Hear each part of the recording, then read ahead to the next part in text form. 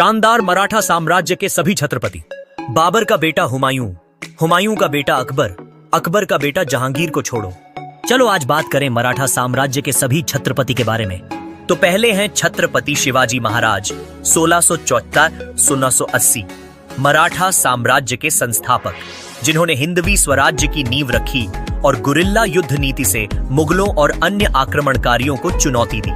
दूसरे हैं छत्रपति संभाजी महाराज 1681-1679, शिवाजी महाराज के वीर पुत्र, जिन्होंने औरंगजेब के खिलाफ बहादुरी से लड़ाई लड़ी और हिंदू धर्म की रक्षा के लिए बलिदान दिया।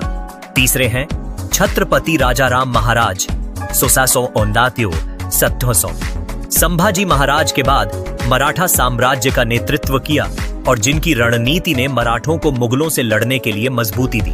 चौथे हैं छत्रपति शिवाजी द्वितीय 1710-1714, सतारा के शासक रहे, लेकिन वास्तविक सत्ता पेशवाओं के हाथ में आ गई थी।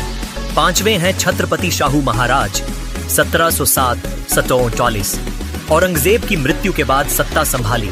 उनके शासन में मराठा साम्राज्य अपने चरम पर पहुंचा और पूरे भारत में फैल गया। छठे हैं छत्रपति रामराजा 1739-1770, शाहू महाराज के बाद सत्ता संभाली, लेकिन पेशवाओं का प्रभाव बहुत बढ़ गया और वे केवल नाम मात्र के शासक रह गए। सातवें हैं छत्रपति शाहू द्वितीय 1777-1808, ब्रिटिश और मराठों के बीच चल रहे संघर्षों के समय शासक बने, लेकिन पेशवाओं के नियंत्रण में रहे। आठवें हैं छत्रपति प्रताप सिंह महाराज 1818-1819, मराठा साम्राज्य के उस दौर के शासक जब अंग्रेजों ने पेशवाओं को हरा दिया और सतारा रियासत पर नियंत्रण स्थापित कर लिया।